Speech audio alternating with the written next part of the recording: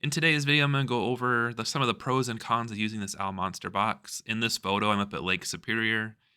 There's actually snow on the ground on the beach still. It was kind of crazy, but I fully loaded this up, tried it out for the weekend, kind of learned a few things. So one pro, this box looks amazing. It looks awesome, and it's nice to have all my stuff outside that needs to be outside, so I'm not bringing it in the van. A con, though, you have two sets of keys for two different locks. So now opening it, you just pull the handle out and give it a twist, and then the lock is now visible where you can put the key in. This one I locked ahead of time. So I separated my keys out beforehand so I knew which one was which. But then, unknown, I did not know this was going to happen when I started filming this. The lock is stuck. Something internal is stopping the lock from turning. I even double checked to make sure that the key was right that I was using. It definitely doesn't go on that side. I can turn it halfway, but I'm worried I'm going to break the key off. So I kind of took a little pause here. I just randomly finally got it to turn. I don't know if it's the daytime heat because the sun's on it, but so it's a con having two separate keys, but it's a bigger con if the locks are cheap. So let's not use those keys no more. You can put padlocks on this, and I'll order some padlocks that are individually or keyed together for this. So you have a top shelf on inside. I put my electronics up here, and then you have a large storage area below. This rear door release is kind of goofy. It's only on one side, so it's kind of weak on that other side, but you lift that up and you can lower the door down. And now this kind of almost makes like a shelf you can work on. I feel like I need to add some washers to these so that they don't pull kind of crooked like that. I feel like that kind of makes them a little bit weak, but that's an easy thing that I can just do myself. Maybe like two washers on each side. I loaded this up with 50 pounds of weight just to see how well it did. It did amazing. I didn't even know that it was back there. You didn't hear anything rattling around or nothing. You can tell it gets kind of scuffed up on the inside.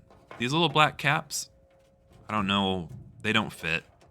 I thought they would pop down in there if you wanted to seal this off, but they don't. But I'm going to put like a piece of outdoor carpet in here or something to capture all this dirt that I can just lift out. So maybe that'll help hold these caps down so water can't go in. I'm not really sure what to do with them. Another con about this box is that it kind of obscures the view for your passenger side taillight. So I already knew about this looking at reviews about Owl boxes, and Owl's answer was cars shouldn't follow you so close. They acknowledged that it kind of could be a problem, but it's a pretty big problem. I was at a gas station. I had to walk back almost 40 feet before you could actually see your tail light. So I went ahead, got on Amazon before I even had the box, and I already ordered this extra brake light that goes inside your hitch receiver. It has like a high and a low, so it lights up bright when you're braking.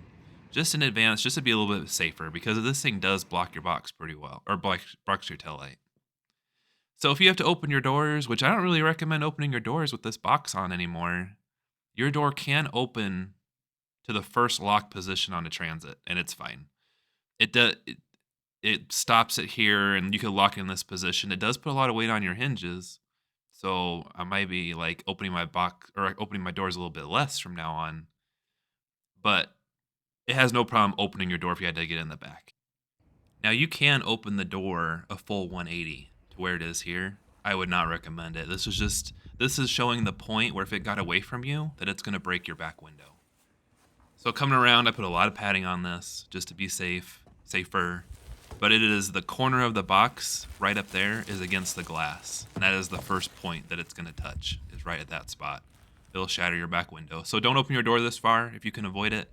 But if it gets away from you, that's how long you have to catch it before it breaks the window. So given that I don't like opening now with all this weight on the back, I don't want to open the doors.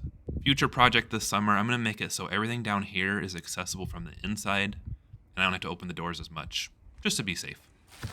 So I'll kind of just rework this so it's a little bit easier to grab things. Now closing your door, kind of like with the Illuminous tire carrier that I have, you don't want to slam it. You know, put your hand, like maybe use your hand on the box rather than on the van. Just close it with a purpose, but not slam. And there you go. It actually closes better, I think, because of that plate. So that's it for this carrier. I'm not going to talk about the Owl box anymore. I don't really recommend it because of their customer service only. It's nice in function, but their customer service has not even responded to me in like a month now. And the locks now are bad too, so That's it for this. Future projects this summer coming up, so like and subscribe for more content, and thanks for watching.